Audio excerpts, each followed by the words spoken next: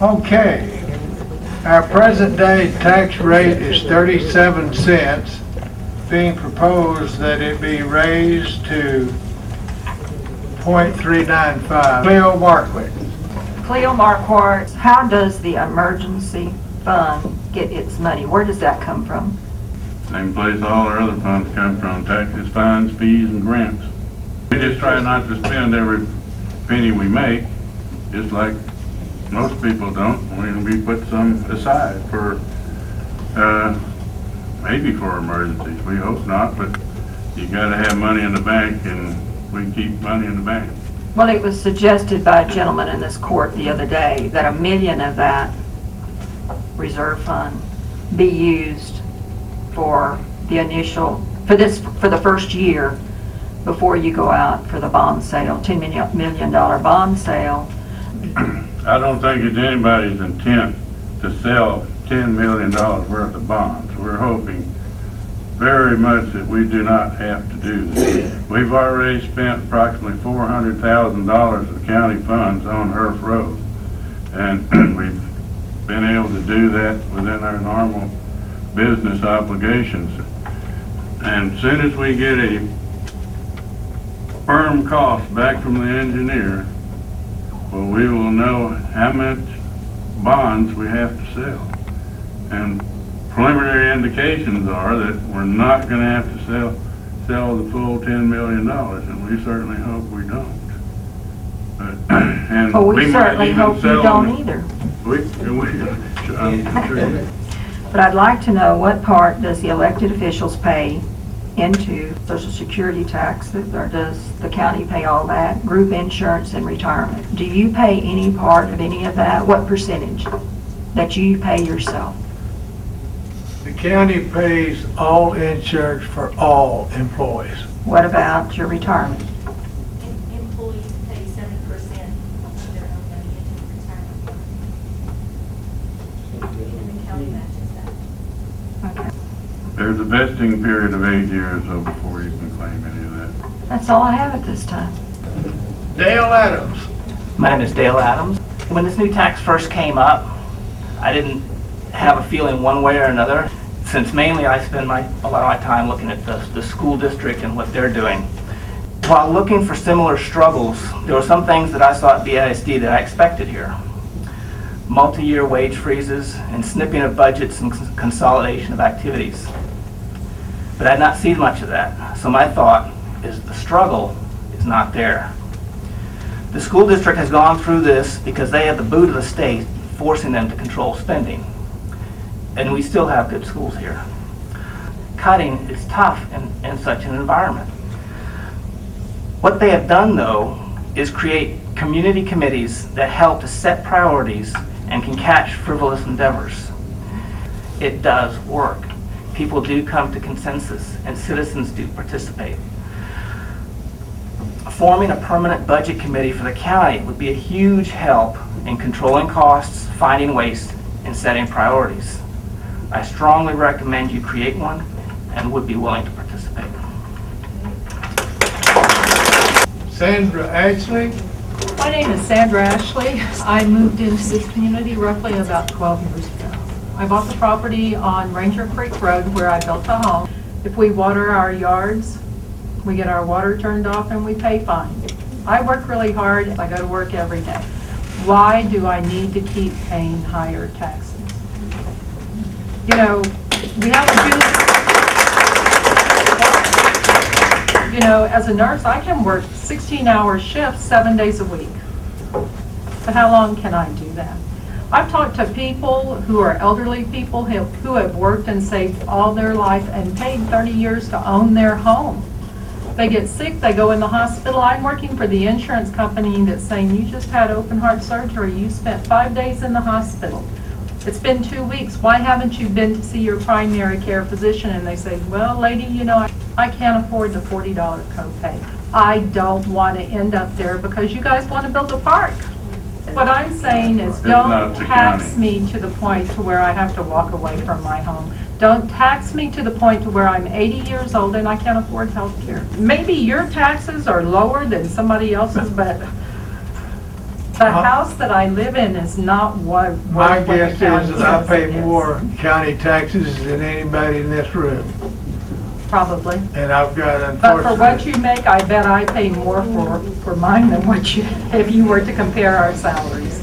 We don't need all these things. I should have that park all around me where I live. I have nature all around me. well, the people Nothing's voted being to done. have that park in 2004. That is a citizen-approved expenditure. This county has 3 parks. 5 years ago, it had 0. How many do we need? Well, as far as we're concerned, that's it. We have 3, that's all we need. I don't think my taxes should be raised anymore. I think my home should be devalued and I should have to pay less property taxes. Well, now the devalued part, you need to go to the appraisal district for that one. I've been there. I've been there. I'm there. Every time they send that letter, I take off work and go the next day.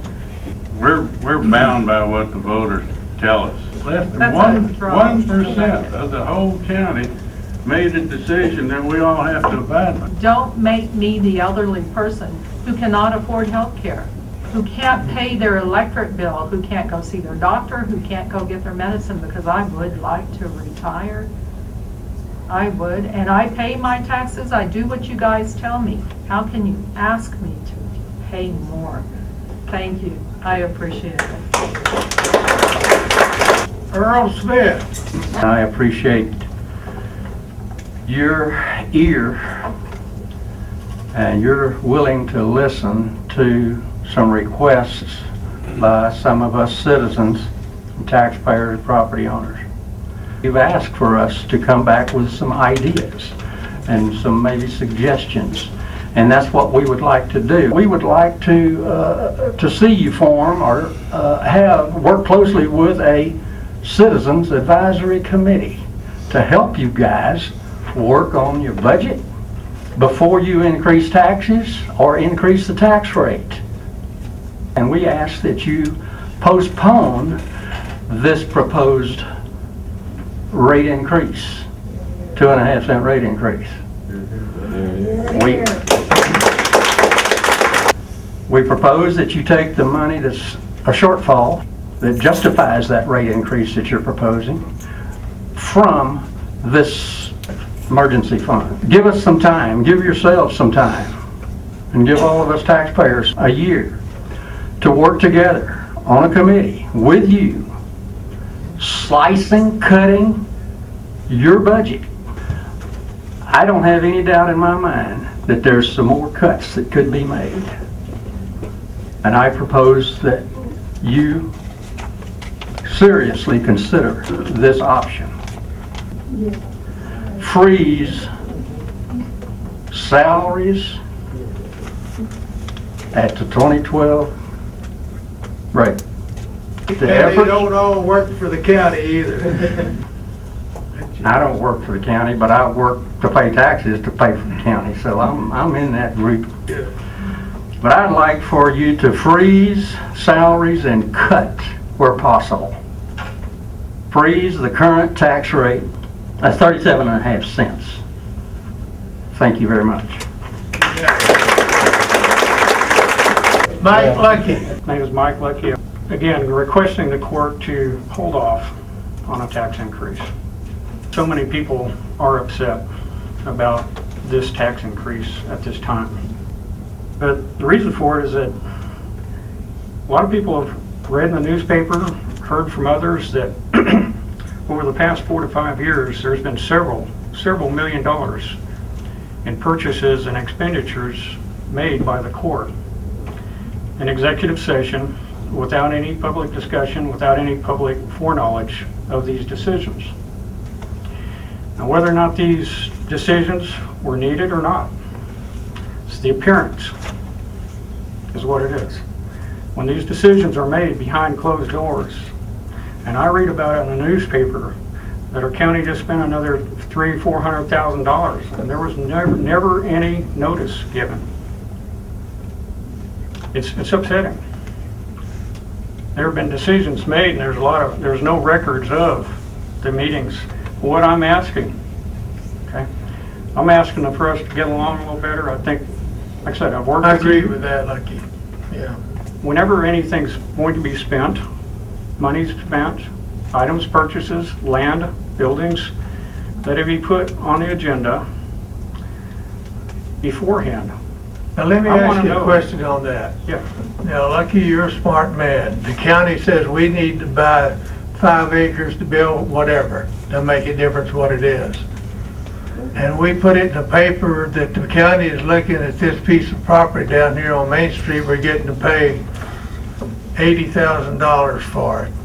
Now, what do you think is going to happen to the price of that property if everybody in town knows what the county is willing to pay for it and has the money to pay for it for? That's the reason you have executive session, that one point right So there. what you're telling me is you're making these decisions in executive session. No, I'm not telling you that. What I'll tell you is that I'm telling There's you, a- you cannot expose what you're willing to pay for a piece of property or anything else you want to buy. well, you can discuss things, you can make arrangements, you can go look at properties with a contingent and put a contingency on it. You can actually arrange to buy a property, put a contingency on it based on public hearings. It's very simple. Let us know about it. That's what we want. Actually, we did that. Every piece of property we bought, we put an earnest money contract on it. We had a contingency period and made it public. So all those things. Where was it made, where was it they're made false. public? I'm trying to help you here, okay? I think you're one of the problems. You get them to make these decisions behind closed doors, Don. You're the one that does it. And again, what I'm asking is that because of the information that's out there, the things I've read in the paper, that a lot of this has not really been made public. It really hasn't. And there's some people here that can verify this. But what I am doing is saying, let's be a little more open and transparent about it. I'll give you just another little example. When the Herf Road bond was done, there was no notice in the Comfort newspaper. There won't be one in the Comfort newspaper. We are bound by statute to publish in what is considered an approved newspaper, and Bernie Star is the only paper in Kendall County that's approved under the statute. I think you ought to read that statute over because We have a number of times, that's it's what not, it says. it means you have to put it in a newspaper. It doesn't mean you have to stop there. No, it does not mean Does that. not It mean that. means that the You only can one that easily qualifies is publish Bernie it in every Star. newspaper. Darrel Lux promised on Monday that he would check into getting it into various other papers, so we have that promise from him. Well, ask him what he found out. He's not here. I know. I think if we could do that, I think the people in the room here would understand a lot more. If we knew about everything beforehand, we'd have no reason to complain. I appreciate Mr. Smith came up here with some solid suggestions and which we'd like to hear what he thinks we ought to do, but can you tell me, what does this body have to do to make this body more transparent? Mr. Smith, Earl came up with several good ideas, and I hope you consider them.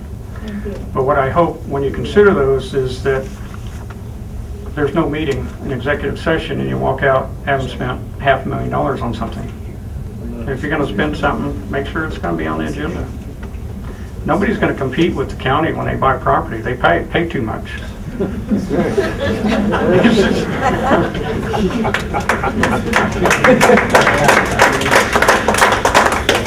Okay, thank you very much. Thank you, Lucky. Ken Anderson. Name's Ken Anderson. I'd like to point out, for the benefit of the commission, the amount of the increased revenues that Kendall County's had in the last 12 years. So you've had 224% increase in property tax revenue in the last 12 years. Your population, according to the Census Bureau, has only gone up 29%. You've made increase in your budgets through increase in appraisals and increase in sales tax.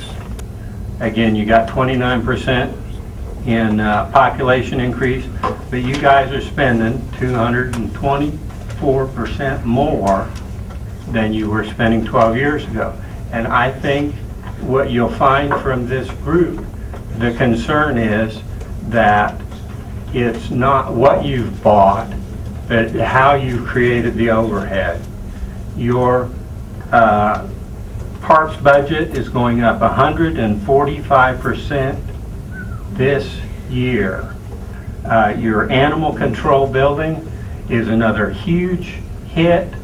The issues were when we decided to not cooperate with the city of Bernie, we were spending $160,000 there at that point in time, and in your $1 million building that you bought and paid for, you're going to have a budget this next year of over $380,000 for dogs and cats.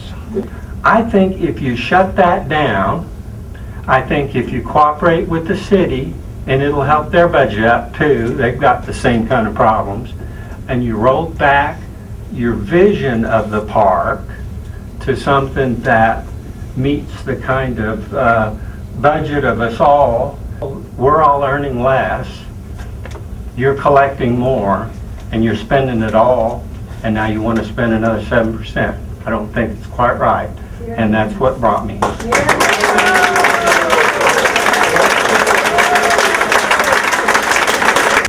A bunch of you were here the other day, and Commissioner Rusch said something about what someone called the dog pound in one of the county buildings. That's exactly the proposition that the city of Bernie gave to Kendall County. They wanted us to pay 60%, $560,000, $650,000 to build a dog animal shelter on the city property that would be owned by the city of Bernie, and then we would also pay 60% of the operating cost every year. The Commissioner's Court said, no, we want to agree to that deal either. That's what the city offered. And we could not even tell them what paint to put on the wall.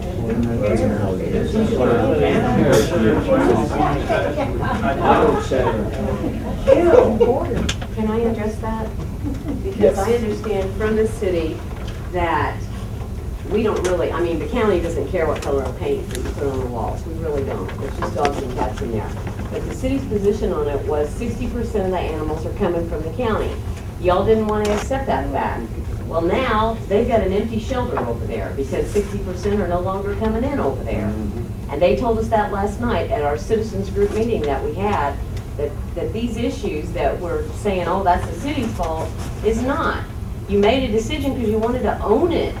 We don't want to own it. We just want to have some place where the animals can be taken care of.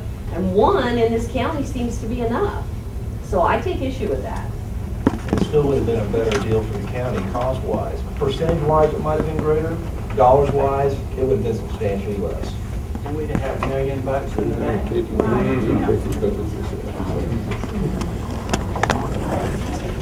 Karen Daly. I'm Karen Daly. I've been a realtor in Kendall County for 22 years. I'm concerned about the tax increase.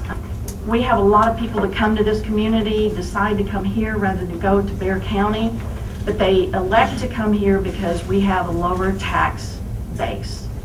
I'm concerned that we're going to pull back, that if we narrow that gap between Kendall County and Bexar County, that we will see people that will not come to this county.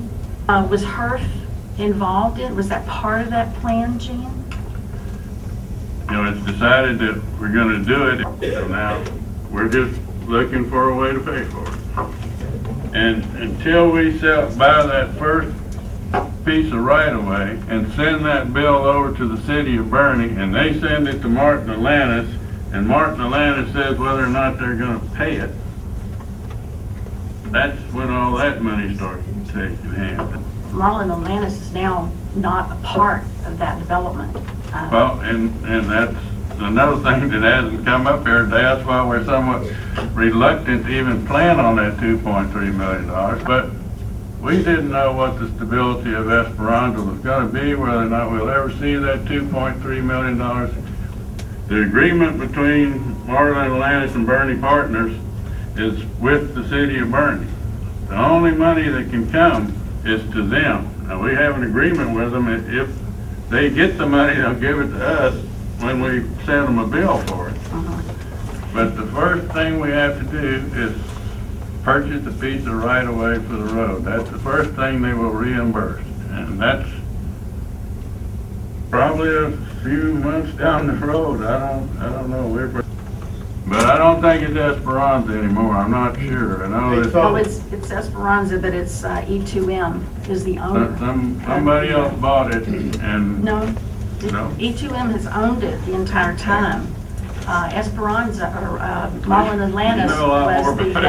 they were actually... The county doesn't know anything. Marlin Atlantis is actually the construction management of the development, and they were forefront in coming to the city and negotiating the deal. We're just very anxious to be able to send them a bill to see if any of that money coming this way. My hope would be that you would table this tax increase currently. We've got too many numbers out there that are what if. We have 7 new developments currently that are on the ground coming into Bernie right now. And I appreciate your giving me time to address the court.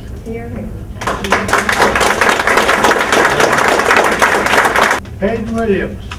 Thank you for giving me a little time. There's some people in town that have really deep pockets and have stores, but there are and can endure the losses. But there are also people that count on making a living, and it's slim pickings. So I really think that you need to think about the long-term impact and the postponement of this. But there's just way too many variables in this Harf Road project that are unanswered. I'm shocked with a county that has this size of budget that we have to come to it and ask for a citizens committee. We need to pay as we go. This really is putting a burden, and it's going to give Kendall County a bad reputation. I'm not going to insult your intelligence saying your taxes haven't gone up in those 14 years, because they certainly have, and that's what we live on, is the growth and the values. And we can cut where we need to. We could still supply the services and et cetera to the county that are needed. We could forego the increase. We could get a true study on the true cost that Harf Road is in that project, and all that is going to cost us. And we could all be better for it. Economically, short and long term, we're going to be better for it, no doubt. So, thank you very much. Well, thank you very much. Brandon Tyndall. First, thanks everybody for being here tonight. I think that's awesome. I love to see that. I want to clear up something that you all keep saying about how we're bound on these parks because the bond was passed by the voters. The problem is that bond was for $5 million, and we've spent $9.1 million, not including improvements or the ever-increasing budgets. And you guys, you come up with these words and you call it seed money. It's seed money, $5 million seed. And that seed has grown into a $9.1 million vine that is apparently now strangling us and has us here with you guys asking for more money from the folks. So if I'm not mistaken, $6.8 million was spent on Joshua Springs Park and Preserve, and that's including interest. So that leaves about 2.3 wrapped up in the other parks. Sell the park, there's $2.3 million, sell the other two. It's an idea. You all have proposed to increase your compensation while trying to increase taxes. But the reality is that, you know, it's unacceptable to raise taxes and increase your compensation. Freeze the compensation and not just the salary, because then you end up with accounting tricks and word games, and freeze the compensation, especially when you're raising taxes. Come on, that just looks terrible. Y'all are looking for suggestions. I found out that there is an employee at the animal shelter who has exited the public sector as of today and is headed south to the Eagle Ford Shell Formation to take a job in the private sector. I think we established earlier this week that we had 2 employees out at Joshua Springs. You know, we felt like that might be overkill. You know, I think Darrel spoke to that. Do we need 2 people out there? Can we send one of those people over to the animal control facility? It's like right there. Just an idea. The bottom line is that you got to stop jacking up the rent. Yeah, people have to pay you guys to keep their homes. Thanks. I'm Jan Ellis. I've been listening, I've been here Monday and tonight, and I'm sorry I'm a new face. I'm going to be real regular, promise you that. And Mr. Miertschin, you told me that this is not a done deal when we left on Monday. That's right. You have not That's why we're having this determined that this is going to happen, so I think you've had some really good reasons presented to table, to wait, to postpone, to freeze salaries. You are public servants, and we appreciate what you can do to keep our tax hike from happening, because people are hurting. We'd like to see you all tighten your belts personally and county-wise and help us out. Thank you. Thank you very much. Anyone else have anything to say? Judge Schroeder? Yes. I'd just like to ask and plead with you, when you decide on voting on this thing, that you take it into consideration that you have some options. And we implore you to take our words and our thoughts into consideration seriously. And this is our money you're talking about. And we're asking you to please make your decision based on what you've heard. Thank you. I think we have more here tonight than we did Monday. I would encourage you to be sure to vote November the 6th, whatever your conscience might be on that.